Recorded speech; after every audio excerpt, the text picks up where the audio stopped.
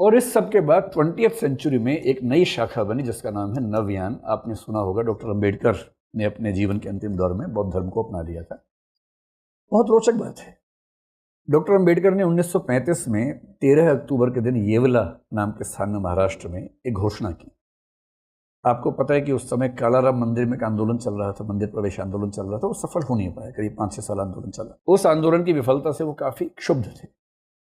उसी बीच में गोलमेज सम्मेलन भी हो रहे थे।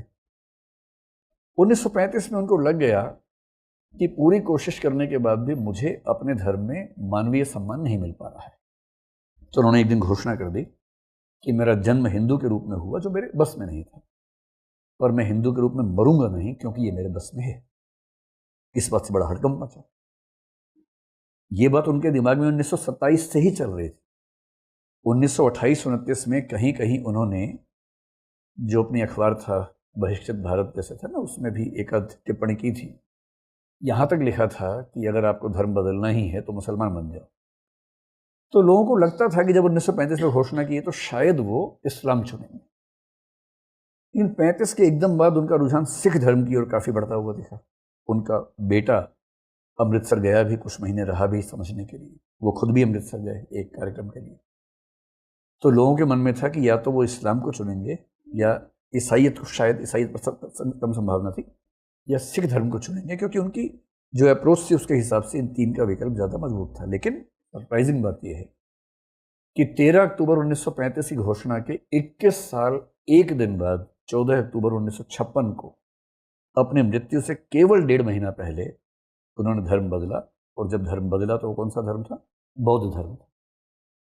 और 1940 के बाद जनरली 45 के बाद बहुत शिद्दत के साथ वो बौद्ध धर्म का अध्ययन करने लगे।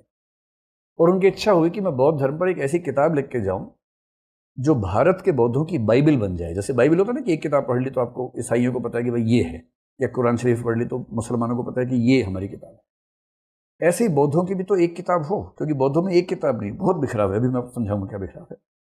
उन्होंने अपने जीवन के आखिरी दौर में एक किताब लिखी जिसका नाम था बुद्ध और उनका धम्म, बुद्ध एंड हिज धम्म। ये किताब छपी उनकी मृत्यु के 1 साल बाद, 1957 में। उनकी मृत्यु 56 में हुई।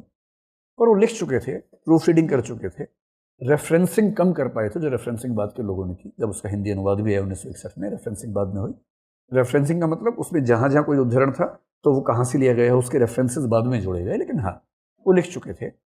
और उन्होंने कहा कि मेरे वाला जो बौद्ध धर्म है, ना तो वो मूल बौद्ध धर्म है, ना वो हीनयान है, ना वो महायान है, मैं इसको नया नाम दूंगा नवयान। ये नवयान है।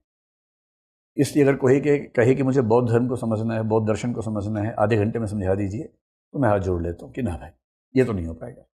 इन सारी चीज़ों को ठीक से समझने की शर्त है कि हम कम से कम 15-20 घंटे के प्रोसेस में रहें, और तब हम ये मुकम्मल तरीके से कह सकते हैं कि हाँ, अब मैं बौद्ध दर्शन पे, बौद्ध परंपरा पे, बौद्ध धर्म पे लगभग किसी भी सवाल का जवाब देने की स्थिति में हूँ। ये वक्त आने में इतनी मेहनत करनी पड़ती है। मैं जानता हूँ कि अब घबरा गए होंगे। पहला आर्य सत्य याद आना शुरू हो गया होगा आप लोगों को, सर्वम दुखम दुखम, ये सब कुछ दुखमय है लेकिन ठीक है, दूसरा तीसरा भी याद आएगा समय के साथ, कोई चिंता की बात नहीं है। तो मैंने थोड़ा सा संक्षेप में फिर से बता दूं कि जो हमारी सीरीज है फिलोसफी वाली, मैं क्यों करता हूँ। 2-3 बातें हैं। एक बात तो जो मेरे मन में बार बार आती है, मैं अक्सर एक कविता का जिक्र करता हूँ जो हिंदी साहित्य में हम पढ़ते हैं, उसका नाम है ब्रह्म राक्षस। एक कवि हुए थे गजानन माधव मुक्तिबोध। ये कविता ये कहती है, बट कहती नहीं है, इस कविता में इस प्रतीक का इस्तेमाल किया गया है। वो ये है कि अगर आपने जीवन में कोई ज्ञान हासिल किया, थोड़ा भी किया हो, जितना भी किया हो, और यदि आप वो समाज के साथ शेयर किए बिना मर गए, तो प्रेत योनि में भटकना पड़ता है, और उस प्रेत योनि का नाम है ब्रह्म राक्षस।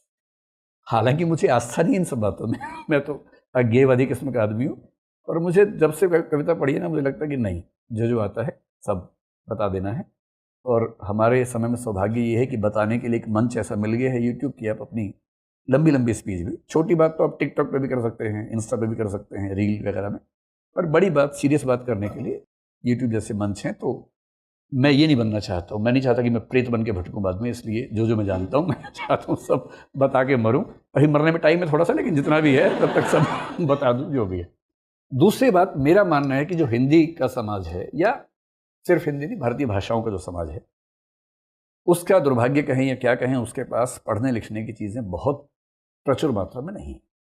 हाँ, आर्टिफिशियल इंटेलिजेंस आने के बाद चीज़ें थोड़ी सी आसान हो रही हैं और बहुत जल्दी हो भी जाएंगी, लेकिन मुझे लगता है कि जो इन समाजों के लोग हैं, गैर अंग्रेजी भाषी लोग हैं, उनकी एक जिम्मेदारी और बनती है कि, क्योंकि अंततः लोकतंत्र चलता है इस बात से कि लोगों में बहस किन मुद्दों पर होती है और बहस का स्तर क्या है।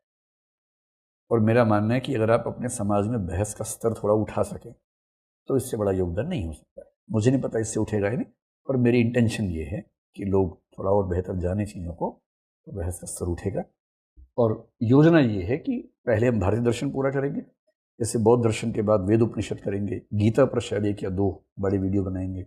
शंकराचार्य को समझे बिना भारतीय दर्शन पूरा नहीं हो सकता है। फिर वैष्णव वेदांत पे आएंगे, सांख्य पे, योग पे, न्याय पे, वैशेषिक पे, मीमांसा पे आएंगे।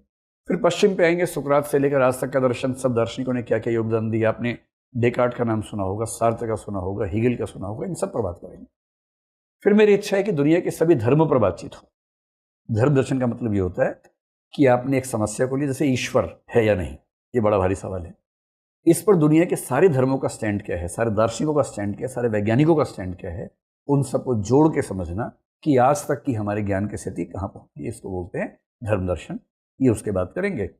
और सोशल पॉलिटिकल फिलॉसफी चौथा हिस्सा है जो हम साथ साथ करेंगे, जैसे समानता, स्वतंत्रता, न्याय, ये सब उसके हिस्से हैं। समानता और न्याय में आरक्षण जैसे एक समस्या मानी जाती है, तो एक पूरी सीरीज उस पर कि भारत में जो हमने पॉलिसीज बनाई वो कितनी सूटेबल हैं। तो ये सब करना है, और जितना भी समय बचा हुआ है